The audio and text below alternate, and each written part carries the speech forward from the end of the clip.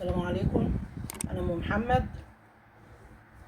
الزيتون يا جماعه، فاكرين يوم 29/9 خليته معاكم اهو. قلت لكم بعد شهر بالظبط هنفتحه سوا.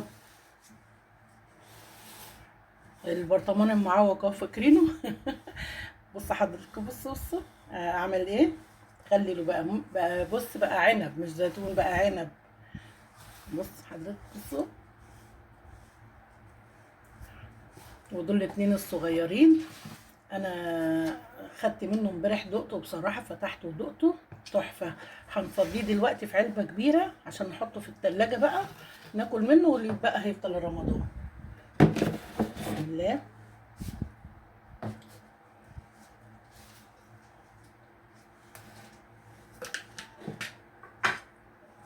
نشيل منه القشر اللي على الوش ده، عشان انا هكبه يعني هكب القشر دوت عليه تاني في العلبه الكبيره.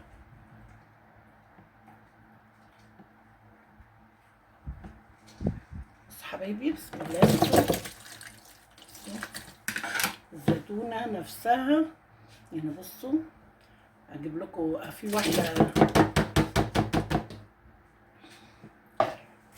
بص حبايبي، مطرح الشقه اللي احنا شقيناها له، بصوا ان شاء الله. بصوا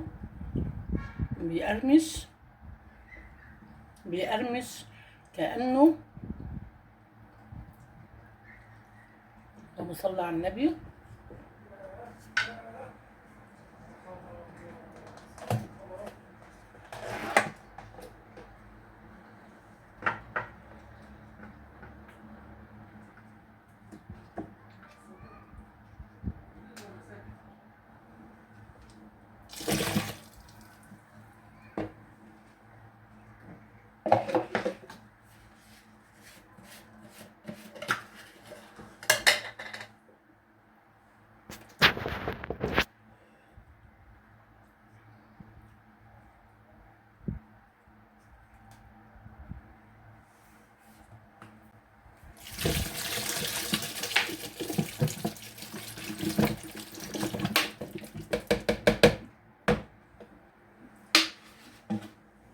بصوا الفلفل جميل ازاي.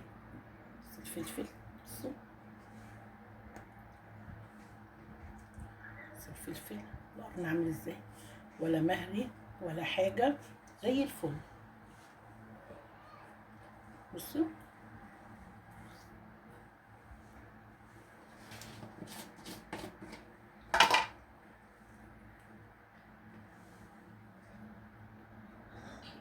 قشر الليمون ده هو اللي بيحميه.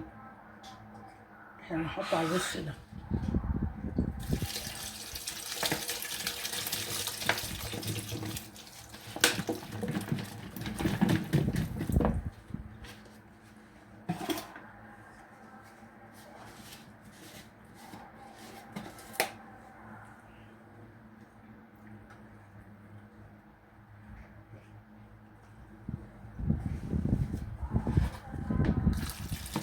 طبعا احنا كنا حاطين على وشه زيت، بس ما حطيناش خل.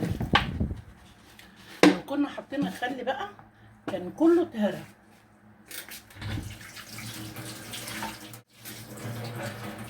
لان الخل ماده حامضه والليمون ماده حامضه، وهو في كميه ليمون معصوره وليمون مقطع وليمون عم بالقشر. كان كل دوت كان هيهريه. بصوا يا حبايبي، اما اطلع دي لفوق عشان اوريكم العلبه من جوه فيها بسم الله ما شاء الله قد ايه.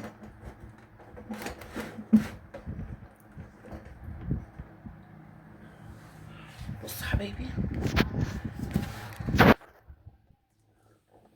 العلبه من جوه بسم الله ما شاء الله. العلبه دي بتشيل 5 كيلو، هما 2 كيلو ونص اساسا، والفلفل والليمون والجزر عاملين شغل بقى معايا. ايه رايكم حبايبي؟ شايفين كده ولا اقرب كمان؟ ثواني بقى اقربها لكم حته، بس انا بصور نفسي عشان كده انا مش عارفه، ما اعرفش اصور نفسي اصلا.